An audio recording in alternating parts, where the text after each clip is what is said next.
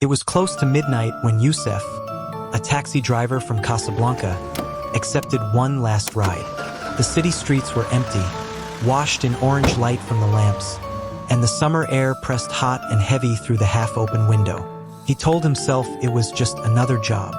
Drive the empty road, deliver the passenger, go home. But fate had other plans.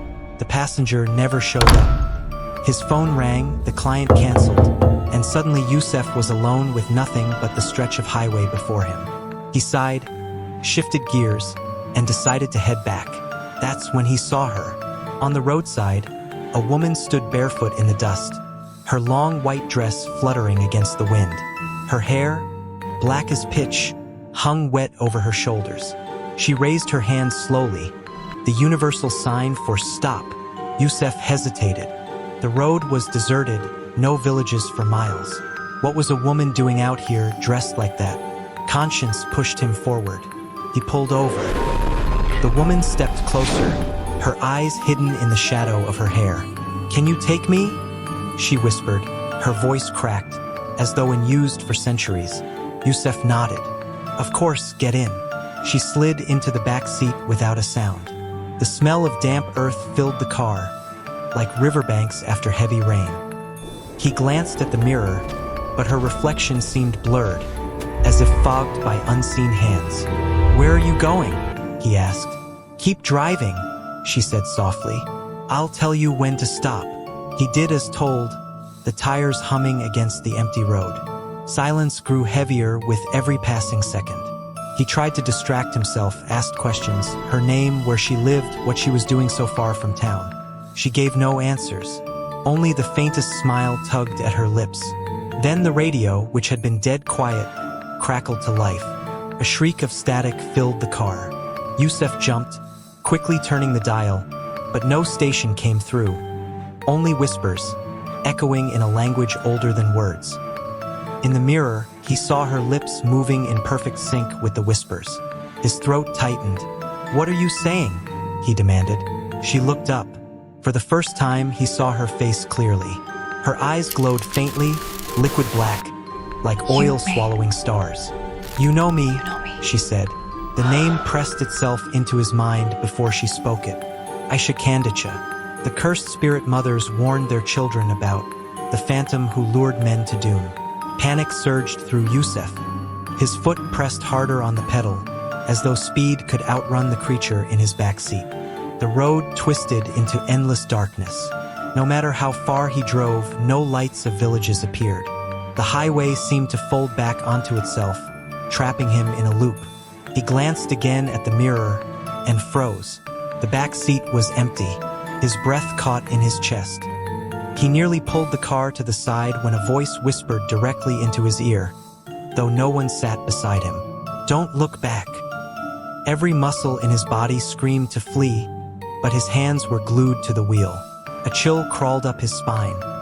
He forced himself forward, eyes locked on the ribbon of asphalt ahead. The air inside the car thickened. The windshield fogged, though the night was warm. From the corner of his vision, pale hands pressed against the glass from the inside, dragging long fingernails across it with a sound like knives on stone. "Stop the car," the voice commanded. Youssef shook his head violently. "No, no, leave me alone." The engine roared as he pushed faster, yet the world outside the window seemed frozen. The same patch of road, the same dying tree, repeating like a nightmare loop. Suddenly, the steering wheel twisted in his grip. Invisible hands pulled it hard to the left. The car swerved, tires screaming. He fought back, his knuckles white, heart hammering. And then silence. The car stopped, not because he braked, because it had nowhere to go. Before him stretched a river, black and endless, though no such river existed on that highway. Mist rose from it, thick and heavy, carrying the same scent of damp earth that clung to the woman. She stood on the water, bare feet sinking slightly as though the river itself welcomed her. Her figure shimmered in the moonlight, half beautiful, half monstrous. For a heartbeat, Youssef saw the illusion fade. Goat-like legs, a face stretched too long, teeth sharp as glass. "You should not have stopped for me," she said. Her voice was no longer cracked but thunderous, echoing across the water. "All men who see me must pay." Yusuf stumbled out of the car, his knees shaking. "Please, please, I didn't know." Her smile widened, grotesque and inhuman. She raised her arms, and the river boiled with shadows. Hands, rotting, dripping, clawed their way up from the water, reaching toward the bank. The sound of wailing filled the air, cries of those who had vanished on roads like this before. Yusuf screamed, turned, and ran. The highway should have been behind him. Instead, only endless forest stretched out, trees crowding close, branches bending like arms to catch him.